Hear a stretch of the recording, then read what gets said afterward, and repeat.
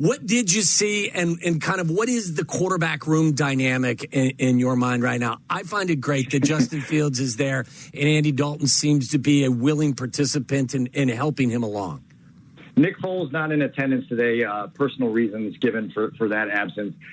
Andy is a pro, and folks that I knew in Cincinnati that spent extensive time around Andy said, he's going to be fine, right? Like, this guy doesn't have an ounce of prima donna to him. He's not going to have hurt feelings. He knows what this is now, and he knows how to handle himself in this situation. And so there is a good dynamic brewing in that room. I can tell you right now that, and Matt talked about it a little bit today after practice, that you can see the timing of a 9-year veteran, right, at practice. It's not present in a rookie going through his third week of practices, right?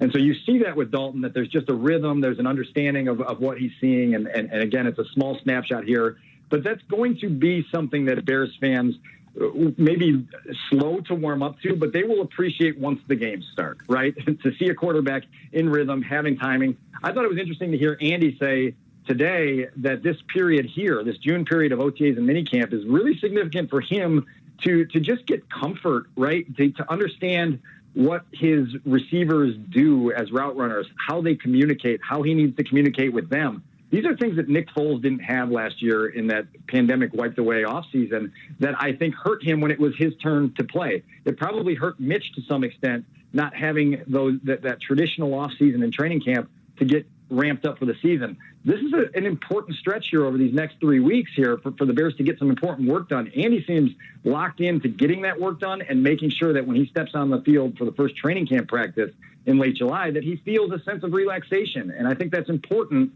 for where this football team is going to go in 2021. Dan Wiederer joining us. It's Waddle and Silvy on ESPN 1000.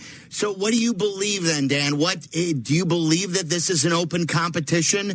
It sounds like, obviously, like you said, that a veteran would be well ahead with just the basics. Do you believe that Justin Fields has a chance to win the job on opening day? Why wouldn't he? I guess that's my first question to anyone that asks that is, why wouldn't he?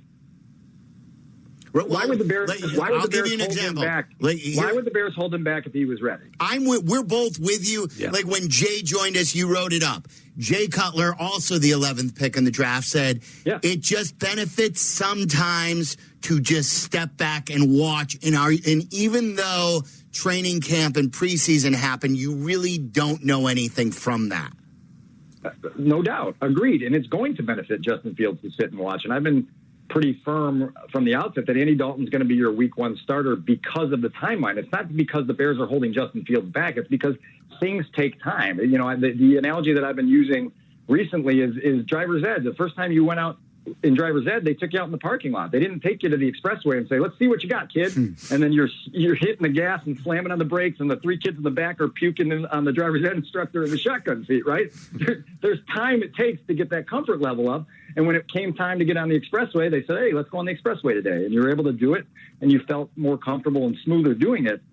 That's what it's going to be like for Justin Fields. There's just a natural orientation process to this thing that's going to take longer than these very abbreviated OTAs and minicamp, longer than training camp. And he's going to benefit that early stretch of the season, as Jay said, from watching, being able to see other people's mistakes, being able to understand how a game plan goes. And I thought one of the things that Jay said that was really interesting was just having the chance to watch another professional quarterback handle being a professional quarterback, preparation-wise, right? And that's something that is very beneficial to learning to become an elite starter in this league, is seeing guys who know how to do it, right? And so that process is going to help Justin Fields. So I think his time is going to come this year. There's no question about it. They're going to turn him loose when it's the right time. It's just not going to be, the first game of the year in LA under the lights of primetime.